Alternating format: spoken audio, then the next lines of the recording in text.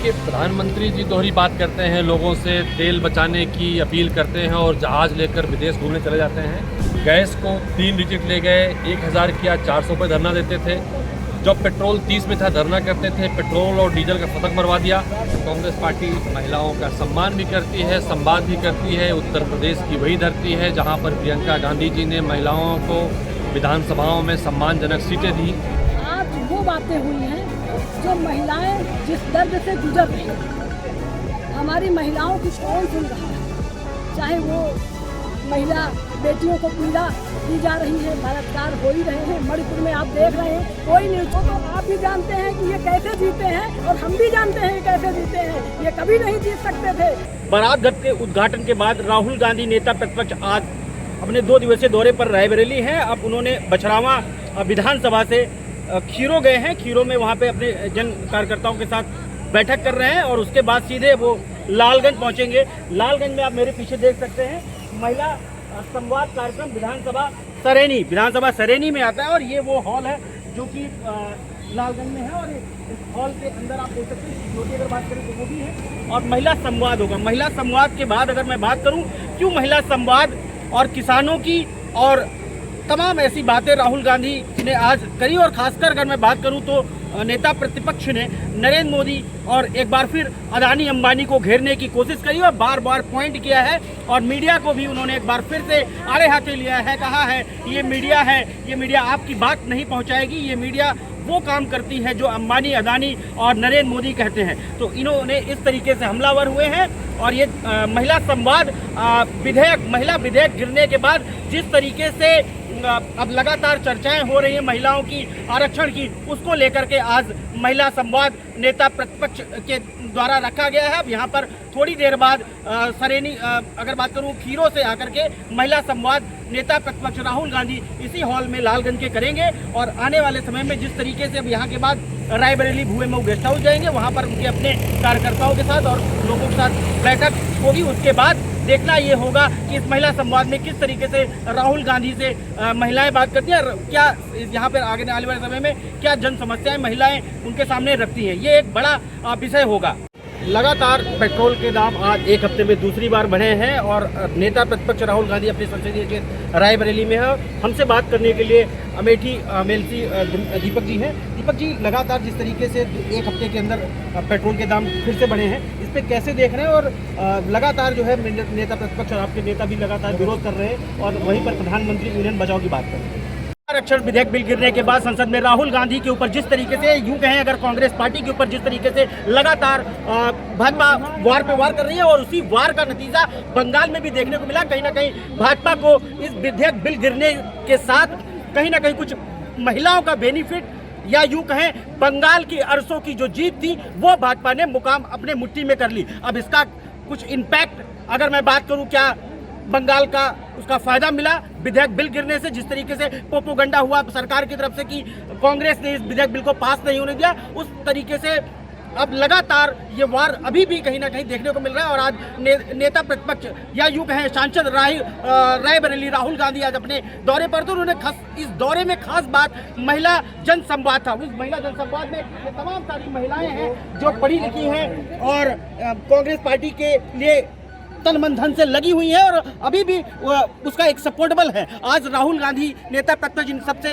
इन्होंने जनसंवाद करी है। जानते हैं क्या बात करी है नेता प्रतिपक्ष ने आज और क्या बातें हुई महिला जनसंवाद में, क्या बातें रखी गई आज? मैं सुधा द्विवेदी जी जी।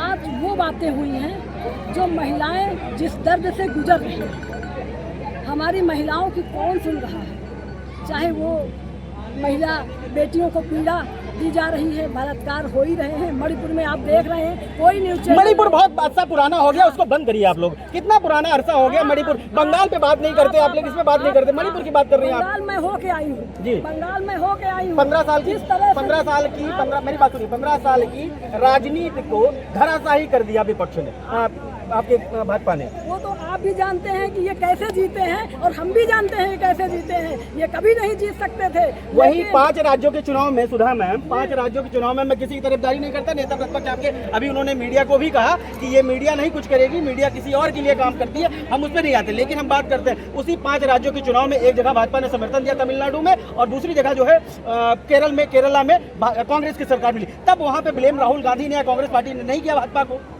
कि हमारे वहाँ पे 2 जगह सरकार बन गई। हम केरल में जीते जी, लेकिन तो वहाँ पे भाजपा की सरकार नहीं थी, केंद्र सरकार भाजपा की नहीं ये थी। देखिए जी। लेकिन जिस तरीके से ये जीत रहे हैं जी, आप पत्रकार बंधु, आप एक स्तंभ जी। हैं समाज का। हम दोनों तरफ बात करते हैं, बिल्कुल। और आपकी जिम्मेदारी है बिल्कुल। कि आप जमीनी सवाल, आप जमीनी समस्याएं देखिए।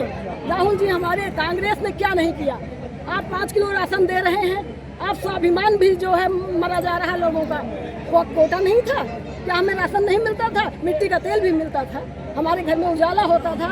आज स्मार्ट मीटर लगा दे। अरे कौन स्मार्ट मीटर बंद कर दिया? दे स्मार्ट पाएगा? मीटर अरे दिया बंद क्यों? कर दिया। आप ये देखिए कि दिया क्यों? मीटर बंद नहीं है भाई साहब, महीने में 4 दफे बिल आता है। सर, कौन सी दुनिया में है? केंद्र सरकार, राज्य सरकार ने, उत्तर प्रदेश सरकार ने इसी महीने में स्मार्ट मीटर को मैं बता रहा हूँ, आज भी नोटिस मेरे पास उसका आज भी 4 दफे बिल आ चुका महीने में। मेरी बात सुनिए सर, आज अगर आ रहा है तो आप लोकल में अपने जाइए, उसको कीजिए स्मार्ट मीटर। कोई नहीं बंद हो सकता, गया, वो मुझे जो knowledge मीटर है। लग चुके हैं वो हटेंगे नहीं अब। ये जो है महिलाओं की जो समस्याएं हैं, जी आप मन की बात कहते हैं। जी, बिल्कुल। हमने भी मन की बात कभी सुना, इसलिए सुना कि ये कहते क्या है। केवल हमने ये कर दिया, मैंने यहाँ सब देखा, उससे जो है दृष्टि से मैंने ये फोटो खींची, मैंने यहाँ जो पार्क में गए, यहाँ नाव में घूमे, लेकिन कभी सुना देखा है कि हमारे बच्चे भीड़ में इनका जो है अभी भी नीट की जो नीट परीक्षा, बिल्कुल नीट परीक्षा हुई, और नीट परीक्षा में पूरे देश में आज वहाँ के केंद्रीय मंत्री जो हैं, वो शिक्षा मंत्री वो धर्मेंद्र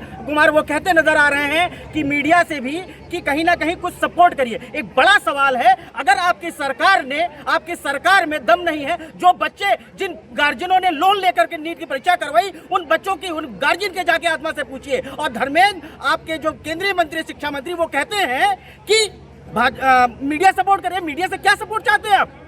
ऐसे तमाम सारे सवाल पे आज अगर मैं बात करूं तो नेता प्रतिपक्ष ने जो है सवाल उठाए हैं, और ये सवाल जायज भी हैं। अगर आपसे देश नहीं संभल रहा तो हम एक बार फिर से कहेंगे केंद्रीय मंत्री जो शिक्षा मंत्री धर्मेंद्र कुमार कि आप अगर व्यवस्था नहीं संभाल पा रहे हैं तो इस व्यवस्था के लायक आप नहीं हैं। नीट पे सही सवाल कर रही हैं आप, बिल्कुल। आप ये देखिए, डबल इंजन की सरकार, बुलडोजर ही बुलडोजर चारों ओर दिख रहा है। जी। क्या पेपर की सुरक्षा नहीं की जा सकती? बिल्कुल की जा सकती। ये माने ये जानबूझ के कराया जा रहा है। बच्चों को कहा जा रहा है पकौड़ा तलो। अब तेल भी नहीं खरीद सकते कि पकौड़ा ही तल ले। इतने क्या बच्चे अशिक्षित हो जाएंगे? महिलाओं के घर में जो सोना ना खरीदो। अरे सोना अगर बहन बेटियों के शादी में नहीं देंगे हम, अरे ज्यादा कौन देता है? गरीब कौन दे पाता? किसानों को एक हफ्ते में 2 बार, दूसरी बार ये कल जो है पेट्रोल के दाम में बढ़ोतरी हुई, उसको कैसे देख रही है आप? ये देखिए, हमारे राहुल गांधी जी अभी आगाह कर गए हैं कि भूचाल आने वाला है। अभी आपने आंधी देखी, कैसा भूचाल आया? यही महंगाई का भूचाल। राहुल गांधी ने उस आंधी की बात नहीं की, राहुल गांधी आर्थिक जो आने वाली है उसकी बात की। आर्थिक आंधी जो है चलने वाली है, जैसे अभी आया है तो ये बिजली गई है जी। तो प्रगति भी रूठ गई है। और इसी तरीके से बहुत बड़ी देखिए, राहुल गांधी ने एक विशेष बात है कि राहुल गांधी ने अपने हर मंच से, चाहे वो बछरावा हो, चाहे लालगंज हो, चाहे वो खीरो हो, हर मंच से एक चीज कही है कि आर्थिक की जो जीडीपी है उसमें अब कहीं ना कहीं जिस तरीके से बढ़ोतरी देखी जा रही है, आने वाले समय में अब एक भूचाल आएगा और उस भूचाल को ये केंद्र सरकार संभाल नहीं पाएगी। देखिए, प्रधानमंत्री जी दोहरी बात करते हैं, लोगों से तेल बचाने की अपील करते हैं और जहाज़ लेकर विदेश घूमने चले जाते हैं, लेकिन राहुल गांधी सच बात करते हैं, सच के साथ खड़े होते हैं। जहाँ तक डीजल पेट्रोल की बात है, नरेंद्र मोदी जी की सरकार ने इतिहास बना दिया। गैस को 3 डिजिट ले गए, 1000 किया, 400 पे धरना देते थे। जब पेट्रोल 30 में था धरना करते थे, पेट्रोल और डीजल का फतक मरवा दिया। आज हालात ये हैं कि ऐसी सरकार देश ने कभी उम्मीद नहीं की थी, और आने वाले समय में याद करेगा इतिहास, भारतीय जनता पार्टी की ऐसी सरकार आई थी जिस मुद्दों को लेकर आई थी, उसी मुद्दों को लेकर शतक मराया डीजल पेट्रोल का, डॉलर का फतक मराया और 1000 के रेट में गैस सिलेंडर किया, और महंगाई के नाम पर सरकार बनी थी और इसी नाम पर जाएगी। आज अगर बात करूं तो विधेयक बिल जिस तरीके से संसद में गिरा, उसको लेकर के तमाम सारी प्रतिपक्ष जो भाजपा है उसकी तरफ से तमाम सारे नेताओं ने भाजपा कांग्रेस को घेरा और आज आपके नेता महिला संवाद कर रहे हैं, तो इसको कैसे देख रहे हैं आप? कांग्रेस पार्टी महिलाओं का सम्मान भी करती है, संवाद भी करती है। उत्तर प्रदेश की वही धरती है जहां पर प्रियंका गांधी जी ने महिलाओं को विधानसभाओं में सम्मानजनक सीटें दी, उनके हौसले को बढ़ाया। कांग्रेस पार्टी एक ऐसी पार्टी है जो महिलाओं के लिए लोकसभा में बिल लेकर आई। भारतीय जनता पार्टी सिर्फ राजनीति करती है, दिखावा करती है। हमारे नेता महिलाओं के साथ खड़े भी होते हैं, महिलाओं को सम्मान से जीना भी दिखाते हैं और सिखाते हैं। थैंक यू सो मच हमारे साथ बात करने। ये थे दीपक सिंह MLC अमेठी, और इन्होंने जानकारी दी और तमाम सारी अपनी बातें रखी। नेता प्रतिपक्ष आज दौरे जिस तरीके से हैं और उन्होंने जिस तरीके से महिलाओं की और प्रधानमंत्री की जिस तरीके से बातें करी उसको लेकर के IBC 24 से करी बातचीत। मैं इंद्रप्रीत सिंह, IBC 24 के लिए रायबरेली।